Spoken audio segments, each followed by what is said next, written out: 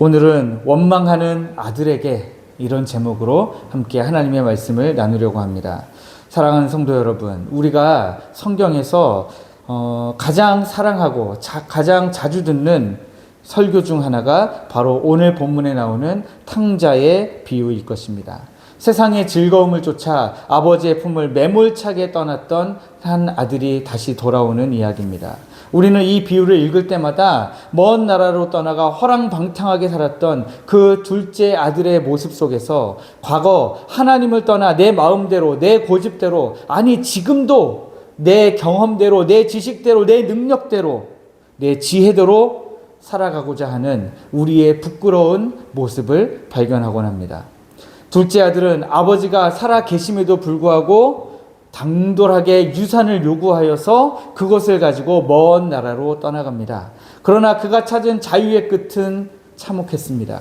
모든 것을 탕진하고 흉년이 들어서 유대인들이 가장 혐오하는 짐승, 돼지를 치면서 그 돼지가 먹는 쥐염 열매를 가지고 그 쥐염 열매로 배를 채웠으나 그 쥐염 열매조차도 온전히 배불리 먹지 못하는 비참한 밑바닥 인생까지 떨어졌습니다.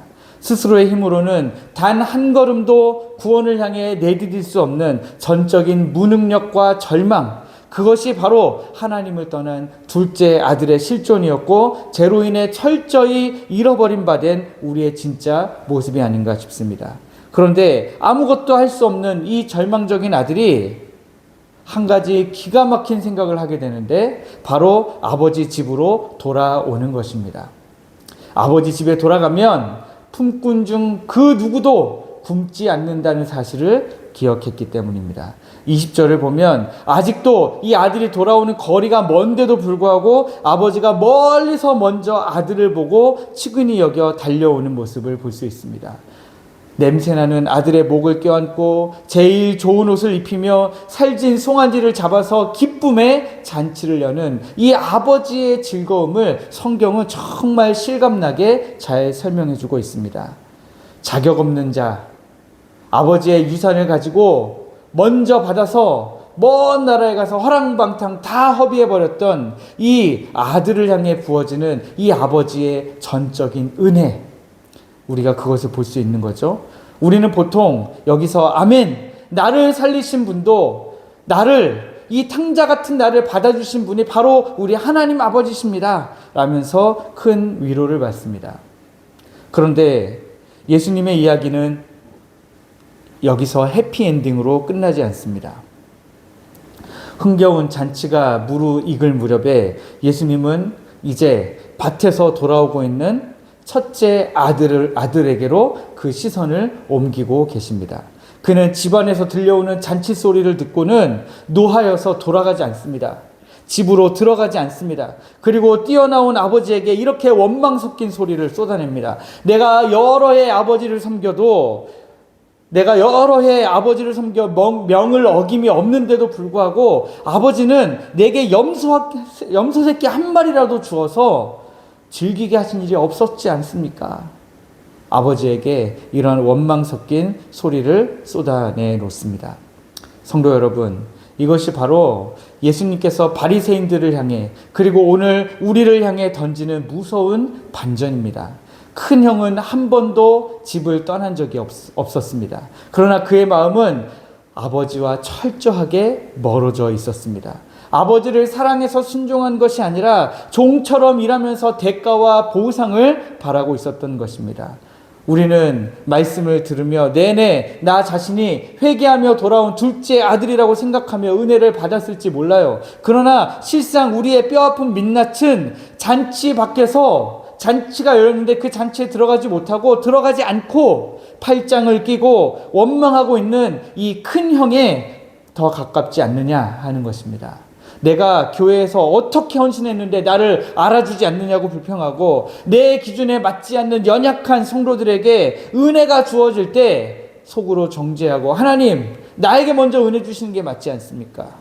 그런 마음을 우리가 갖기 쉽습니다. 로마서 3장 23절은 이렇게 기록합니다. 모든 사람이 죄를 범하였음에 하나님의 영광에 이르지 못하더니 라고 기록하고 있습니다. 아버지의 은혜를 원망하며 자기의 공로를 내세우는 첫째 아들 역시 십자가 은혜 없이는 스스로를 구원할 수 없는 철저한 죄인이고 잃어버린 바 된 존재였던 것입니다. 그렇다면 잔치 밖에서 원망하는 이 아들을 향한 하나님의 뜻은 무엇입니까? 28절을 보면 아버지는 이 오만하고 차가운 첫째 아들을 향해서도 친히 밖으로 나와서 권하시는 모습을 보여줍니다. 우리를 향하신 하나님의 뜻이 바로 이거죠. 집 밖에서 방황하던 아들이나 집 안에서 원망하던 아들이나 오직 아버지의 긍휼 없이는 살아갈 수 없는 무능력한 존재들이다 라고 하는 것입니다. 하나님은 오늘 우리가 쌓아온 우리의 열심, 우리의 의로움, 또 다른 사람을 판단하고 원망하는 율법의 낡은 겉옷을 완전히 벗어 던지기를 원하십니다. 그리고 이 원망하는 아들에게조차 다가와서 거저 입혀주시는 십자가 은혜의 옷을 입고 기쁨의 잔치에 함께 들어오기를 원하시는 것이죠. 사랑하는 성도 여러분, 오늘 우리는 누구입니까? 아버지의 유산을 먼저 받아서 멀리 가서 허랑방탕한 둘째 아들이 여러분의 모습입니까? 아니면 아버지 곁에 있었지만 그럼에도 불구하고 아버지와 사이가 멀어져 있었던 첫째 아들이 바로 여러분들이십니까? 오늘 이 새벽 내 안에 숨어있던 바리새인과 같은 종교적인 교만과 원망이 있다면 우리 십자가 앞에 철저히 내려놓읍시다. 나는 아버지 집 안에서도 길을 잃었던 비참한 죄인이었음을 오늘 정직하게 고백하기를 원합니다.